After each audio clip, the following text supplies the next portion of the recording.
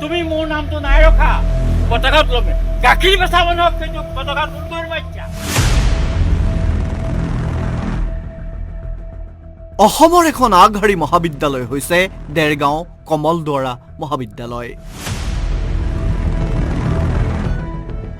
1962 চনত স্থাপন হোৱা মহাবিদ্যালয়খনত তিনিদিনীয়া কাৰ্যসূচীৰে অনুষ্ঠিত কৰা হৈছে হীৰক জয়ন্তী হীৰক জয়ন্তী উদযাপনক লৈ মহাবিদ্যালয়খনত সৃষ্টি হৈছে অৰাজকতা বৰ্তমানৰ অধ্যক্ষ ৰঞ্জিত কুমাৰ বৰদলৈৰ বিৰুদ্ধে খুব প্ৰাক্তন ছাত্ৰ প্ৰাক্তন প্ৰবক্তা আৰু স্থানীয় লোকৰ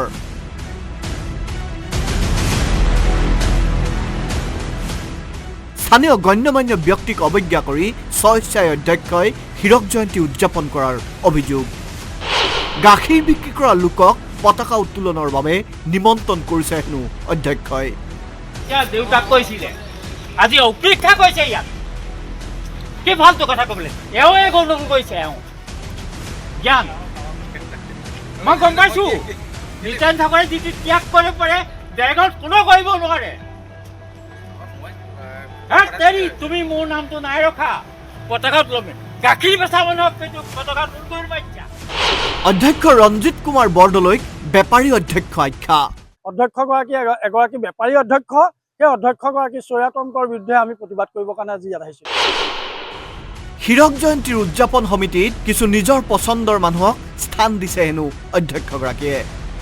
যাৰ বাবে ঐতিহ্যমণ্ডিত মহাবিদ্যালয়খনত হীৰক জয়ন্তীৰ অনুষ্ঠান বেবেৰিবাং হৈছে নিতান ঠাকুৰ হয় মই দিব পাৰোঁ কিন্তু ল'ব নাজানো এই দুকঠা মাটি গম পাইছ নাই দুকঠা মাটি আছে তাত দুকঠা মাটিত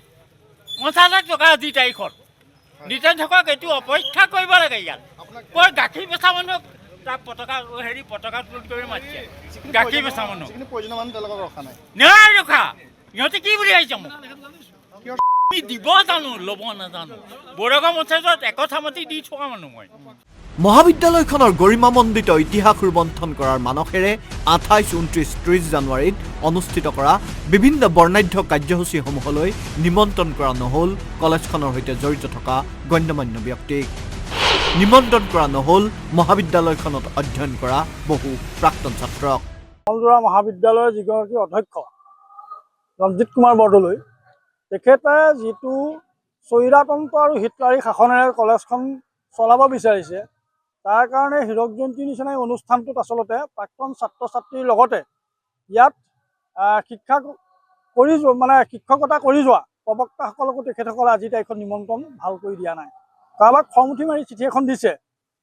সেইদৰে আচলতে এটা অনুষ্ঠান নহয় তেখেতে কথা হ'ল কি অধ্যক্ষগৰাকী যি স্বৈৰতন্ত্ৰ সেই স্বৈৰতন্ত্ৰৰ বিৰুদ্ধে আমি আচলতে আজি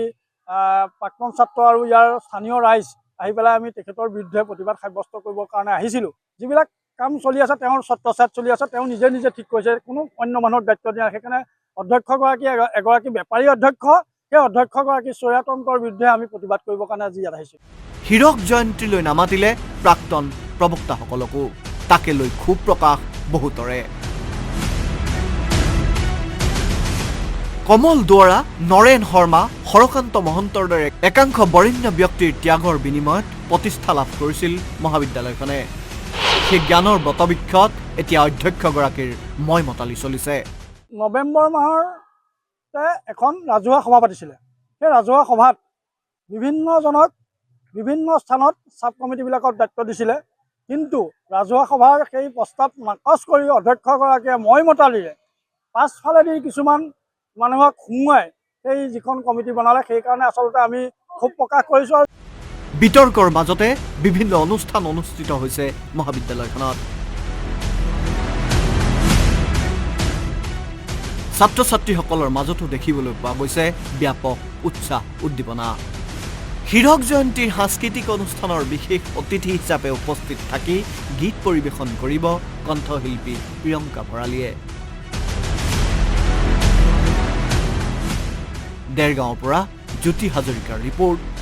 আসাম টক্স।